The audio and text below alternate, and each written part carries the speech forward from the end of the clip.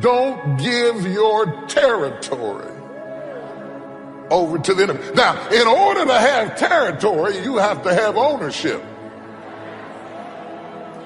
And the problem with you is that you might own territory that you don't even realize. That God has given you certain things up under your auspices and up under your authority that you've got to be prepared to fight for. Oh, y'all don't hear what I'm saying? And you're waiting, and you're waiting, and you're waiting, and you're waiting tired. Does anybody know what it's like to be tired? Trying to hold your head up, but you're tired. Trying to be tough, but you're tired. And one by one, they all went to sleep. Not just the foolish. I don't care how smart you are, you still get tired. I don't care how committed you are, you still get tired. I don't care how focused you are, you still get tired. Is there anybody here that can talk to me about tired? I don't mean the kind of tired you get at night. I mean the kind of tired where you wake up tired, go to work tired, eat your lunch tired, answer the phone tired, smiling tired, may I help you, grinning at people, praise the Lord, and tired, and nobody knows that you are tired. Some of you don't understand why you are so tired right now, but you don't realize you're just counting your workload from what is happening right now.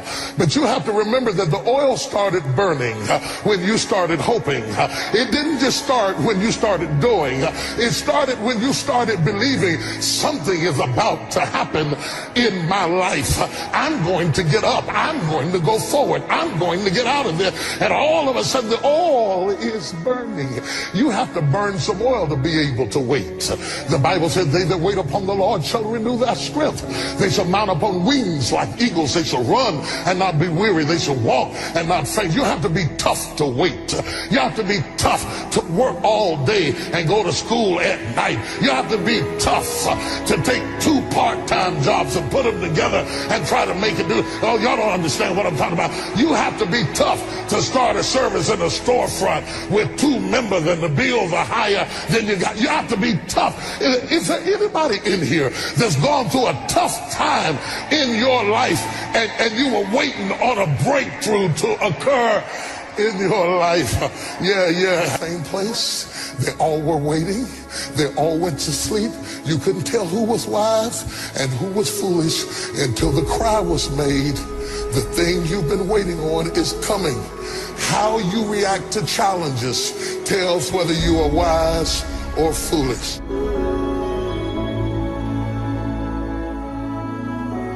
And you will never completely be healed or whole until you change the voice inside of your own head.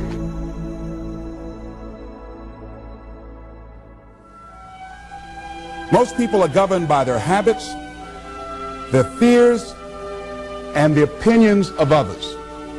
A lot of people never try anything differently because they have been convinced by people in their lives that they value that they can't do it.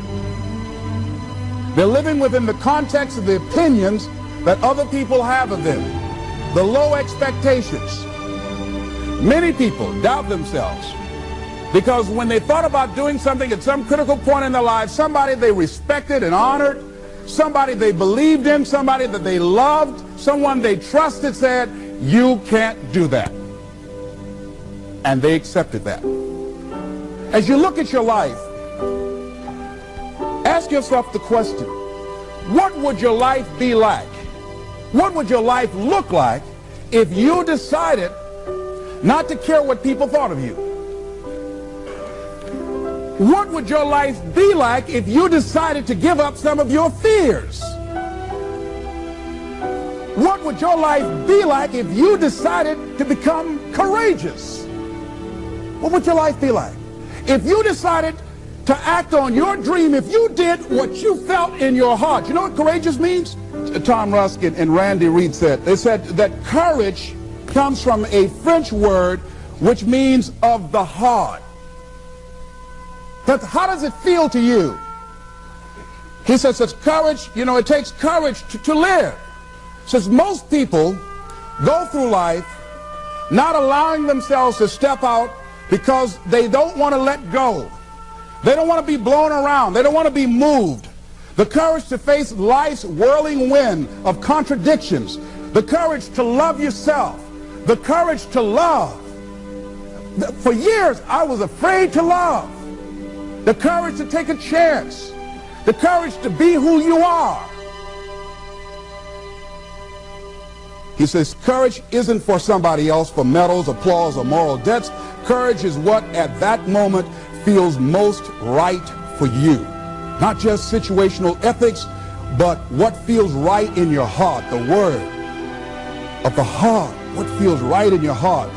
One great philosopher says, cowards die many times before their deaths. The valiant never taste of death but once. What does that mean? The valiant people aren't afraid? No, no, no. It means that they experience that fear and they move forward. They move forward anyhow. Many people are dead now. Many people are allowing their dreams to die. Many people are allowing their ideas to lie dormant and collect dust. Many people have all this talent and ability that they are allowing to be buried inside of them, that they will take with them to their graves because they didn't have the courage to be who they are. And I say, as you begin to look toward the future and manifesting your greatness, it's going to take everything in you, that your life deserves the concentrated effort to begin to look at how is it that I can express more of me? How is it that I can bring my ideas out here now? How is it? And start living with a sense of urgency, because you're here today, you're gone today. Life is unpredictable. It's uncertain. There are no guarantees. No guarantees out here at all. So holding back, what are you waiting on? Ask yourself, what's the benefit of your waiting? What's the benefit of your not living your dream? What's the benefit of not listening to yourself? Oh, please, listen to yourself. You know the feelings. If you start listening to the feelings in your heart, and I'm doing it now more every day, I find that my feelings, I can trust them. And I say to you that as you look toward the future, you look at life on a daily basis, if there's something that you have been given, if you've heard something within yourself that you know that what you're doing now doesn't fit for you, it doesn't work for you, it's not giving you what you want, and there's something else that you want to do, don't allow that inner doubt in you to talk you out of it, to build a case on why you can't have it, to tell you why you're not good enough. You ignore that inner voice and all of the external voices. Don't judge the possibilities for what you can do based upon the circumstances, because the circumstances won't determine who you are. Don't determine what you're able to do based upon your resources. Don't determine what's possible for you based upon where your life is right now. Where your life is right now is not you. That's just what it is right now. But the possibilities for you are unlimited. If you're in a rebuilding process, it's unlimited. If you're coming back from adversity and devastation, it's unlimited of what you can do.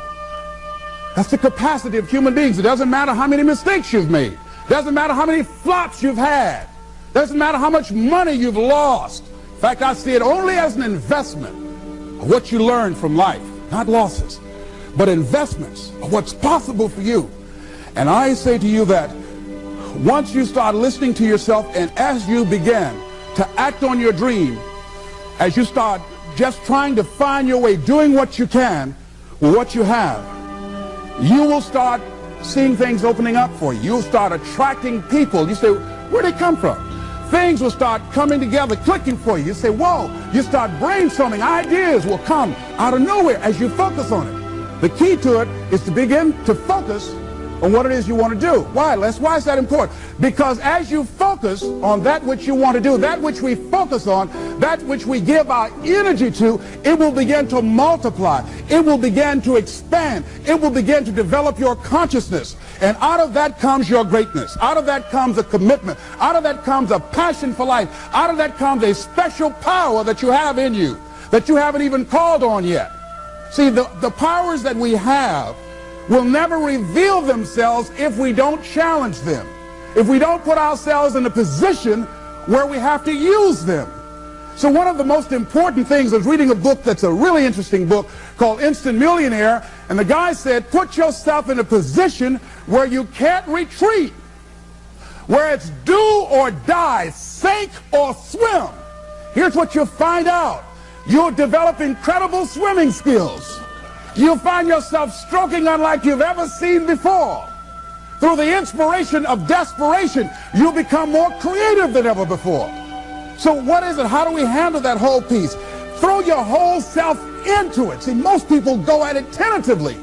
They don't give all their stuff. They don't concentrate.